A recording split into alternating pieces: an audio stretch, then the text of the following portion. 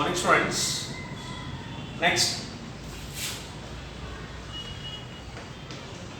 chapter 6, object oriented concepts. Chapter number 6, object oriented concepts. Under that, procedural oriented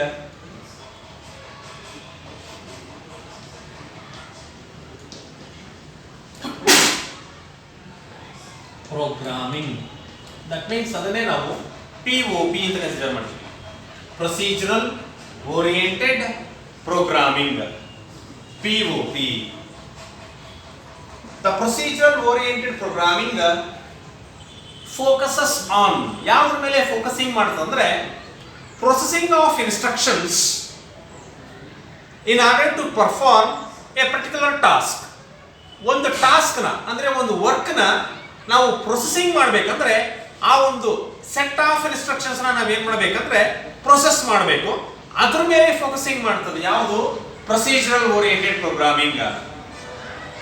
The procedural oriented programming focus on processing of instructions in order to perform a particular task. ಅಂದ್ರೆ ಒಂದು task ನ ನಾವು ಒಂದು work ನ performing ಮಾಡಬೇಕಂದ್ರೆ ಒಂದು instructions ಅನ್ನ ನಾವು ಏನು ಮಾಡ್ತಿದ್ವಿ ಪ್ರೊಸೆಸಿಂಗ್ ಮಾಡ್ತಾ ಇದೀವಿ. ಆ ಪ್ರೊಸೆಸಿಂಗ್ ಮಾಡೋದ್ರ ಮೇಲೆ ಫೋಕಸಿಂಗ್ ಮಾಡ್ತದೆ ಯಾವುದು ಅಂದ್ರೆ procedural oriented programming. The POP focuses on processing of instructions in order to perform a particular task.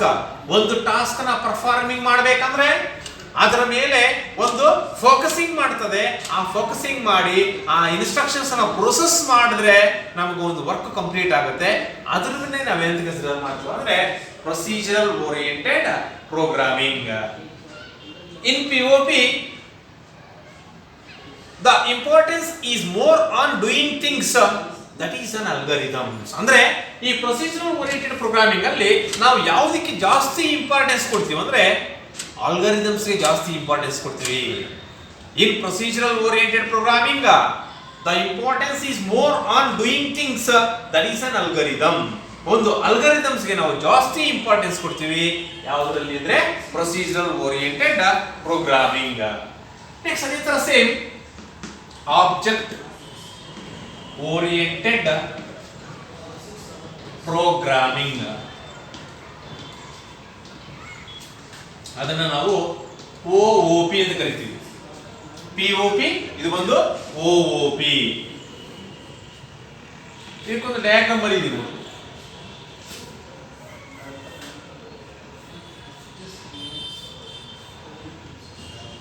This is the data and function. ಇದು data, this is the function.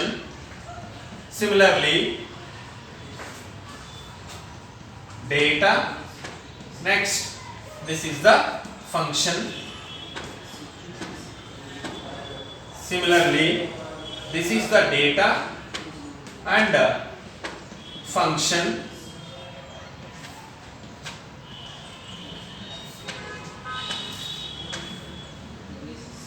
This is the object 1, this is the object 2 and this will be the object 3.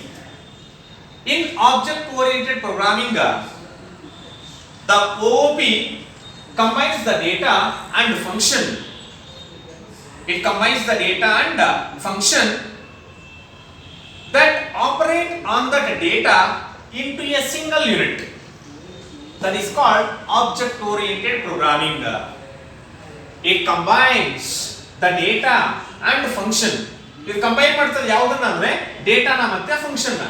ಇದನ್ನ combine ಮಾಡಿ that operate on that data, that is operated on the data into a single unit. ಒಂದು single unit ಅಲ್ಲಿ ಡೇಟಾನ ಮತ್ತೆ function ನ combine ಮಾಡಿ ಆ combine ಮಾಡಿರೋದನ್ನ data ಮೇಲೆ ನಾವು ಅಪ್ಲೈ ಮಾಡಿದ್ರೆ ಅದನ್ನೇ ನಾವೇನಂತ ಕರಿತೀವಿ OOP. That means object oriented programming. It combines the data and function that operate on that data into a single unit that is called OOP. In OOP, ನೋಡಲಿ object 1, object 2, object 3 ಮೂರು objects ಇದಾವೆ. All the objects are communicated with each other through the function, not on the data. Data ಮುಖಾಂತರ ಏನ್ ಮಾಡಲ್ಲ, communicate ಮಾಡಲ್ಲ, ಒಂದೇ function ಮುಖಾಂತರ ಮಾತ್ರ ಏನ್ ಮಾಡ್ತಿದಾವೆ, ಕಮ್ಯುನಿಕೇಶನ್ ಮಾಡ್ತಾ ಇದಾವೆ OOP ಅಲ್ಲಿ. In OOP, all the objects are communicated with each other through the function. ಯಾವುದೇ ಆಬ್ಜೆಕ್ಟ್ ಆಗಿರಬಹುದು, ಇನ್ನೊಂದು ಆಬ್ಜೆಕ್ಟ್ ಇದೆ ಕಮ್ಯುನಿಕೇಶನ್ ಮಾಡಬೇಕಂದ್ರೆ ಅದು ಫಂಕ್ಷನ್ ಮುಖಾಂತರ ಮಾತ್ರ ಏನ್ ಮಾಡಬಹುದು, ಕಮ್ಯುನಿಕೇಶನ್ ಮಾಡಬಹುದೇ ಹೊರತು ಡೇಟಾ ಮುಖಾಂತರ ಕಮ್ಯುನಿಕೇಶನ್ ಮಾಡಲ್ಲ. That is the use of object oriented programming. In object oriented programming, it combines the data and function that operate on that data into a single unit that is called OOP. In object oriented programming, the objects are communicated with each other through the function, not by the data. ಅಂದ್ರೆ data ಮುಖಾಂತರ communication ಮಾಡಲ್ಲ, function ಮುಖಾಂತರ ಮಾತ್ರ ಏನ್ ಮಾಡ್ತವೆ, ಇವು communication ಮಾಡ್ತವೆ. Then what is an object? Object ಅಂದ್ರೆ ಏನು? Object is an identifiable entity with some characteristics and behavior. Object ಅನ್ನೋದು ಒಂದು ಪ್ಲೇಸ್ ಆಗಿರ್ಬೋದು, ಒಂದು ಥಿಂಗ್ ಆಗಿರ್ಬೋದು, ಯಾವುದಾದ್ರೂ ಆಗಿರಲಿ, ಒಂದು ಪ್ಲೇಸು, ಒಂದು ಊರು, ಯಾವುದೇ ಆಗಿರಲಿ, ಅದು ಐಡೆಂಟಿಫೈಯಬಲ್ ಎಂಟಿಟಿ ಆಗಿರಬೇಕು with some characteristics and behaviour that is called as an object. ನಾನು object, chair object, duster object, ಇವೆಲ್ಲದನ್ನು ನಾವು ಏನಂತ ಕನ್ಸಿಡರ್ ಮಾಡ್ತೀವಿ ಅಂದ್ರೆ object. Chintamani object, it is an identifiable entity. ನಾವು ಐಡೆಂಟಿಫಿಕೇಶನ್ ಮಾಡಬೇಕು ಅದನ್ನ. Identifiable entity with some characteristics and behaviour. Characteristics ಮತ್ತೆ ಬಿಹೇವಿಯರ್ ನೋಡಿಕೊಂಡು ನಾವು ಅದನ್ನ ಐಡೆಂಟಿಫಿಕೇಶನ್ ಮಾಡಬಹುದು ಅಂತ ಅದನ್ನ ನಾವೇನಂತ ಕರಿತೀವಿ, object. Example Chintamani, Bengaluru, chair, duster, whatever it is. Next, what is the class? Class is a way of grouping objects having similar characteristics. Class ಅಂದ್ರೆ ಒಂದು ಗ್ರೂಪ್ ಆಫ್ ಆಬ್ಜೆಕ್ಟ್ಸ್ ಇದಾವೆ. ಈಗ first year class, second year class, ಅದರಲ್ಲಿ ನಾವೆಲ್ಲರೂ objects ಇದಾನೆ, ಹೌದಾ? What is the class? A way of grouping objects having similar characteristics. ಒಂದು grouping ಮಾಡ್ತಾ ಇದೀವಿ ಆಬ್ಜೆಕ್ಟ್ಸ್ ನ, ಎಲ್ಲಾ ಆಬ್ಜೆಕ್ಟ್ಸ್ ಸೇಮ್ ಕ್ಲಾಸ್ ಆಗಿರ್ತವೆ. Example solar system, vegetables, fruits, that is an example for the class. Class is a way of grouping objects having similar characteristics. ಎಲ್ಲದಕ್ಕೂ similar characteristics ಇರ್ತವೆ.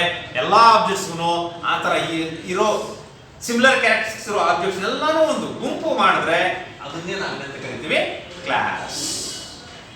Next, what are the characteristics of OOP?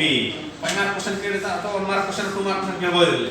Characteristics of OOP, ಅದರಲ್ಲಿ first one ಬಂದು modularity. First one ಯಾವುದು? Modularity. What is the modularity? A complex problem is divided into sub problems. Already ಬಂದಿದೆ 5th chapter ಅಲ್ಲಿ. A complex problem is divided into sub problems called modules and this process is called modularity. ಒಂದು ಕಷ್ಟವಾಗಿರೋ, ಯಾವುದೇ ಒಂದು ಕಷ್ಟವಾಗಿರೋ ಪ್ರಾಬ್ಲಮ್ನ ಸಬ್ problems ಆಗಿ divide ಮಾಡಿದ್ವಿ. ಆ ಸಬ್ problems ಆಗಿ divide ಮಾಡಿರೋದನ್ನ ನಾವೇನಂತ ಕರಿತೀವಿ ಅಂದ್ರೆ ಮಾಡ್ಯೂಲ್ಸ್ ಅಂತ ಕರಿತೀವಿ. ಆ ಪ್ರೋಸೆಸ್ ಅನ್ನೇ ನಾವೇನಂತ ಕರಿತೀವಿ ಅಂದ್ರೆ modularity. The process of dividing a complex problem into the sub problems called modules and this process is called modularity.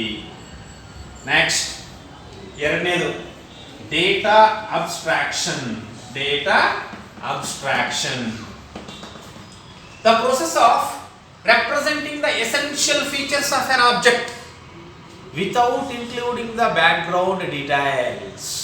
ಇದು ಚಾಕ್ ಪೀಸ್ ಅನ್ಕೊಳ್ರಿ, ಇದರ ಬ್ಯಾಕ್ ಗ್ರೌಂಡ್ ನಮಗೆ ಬೇಕಾಗಿಲ್ಲ, ಇದು ಏನಕ್ಕೋಸ್ಕರ ಯೂಸ್ ಮಾಡಬಹುದು, ಇದಕ್ಕೆ ಏನೇನು ಎಸೆನ್ಷಿಯಲ್ ಆಗಿದ್ರೆ ಫೆಮಿಲಿಯರ್ ಆಗಿ ಏನೇನು ಫೀಚರ್ಸ್ ಇದಾವೋ ಅದನ್ನು ಮಾತ್ರ ನಾವು ಹೇಳಿದ್ರೆ ಅದನ್ನ ಏನಂತ ಕರಿತೀವಿ data abstraction. The process of representing the essential features of an object without including the background details or explanation.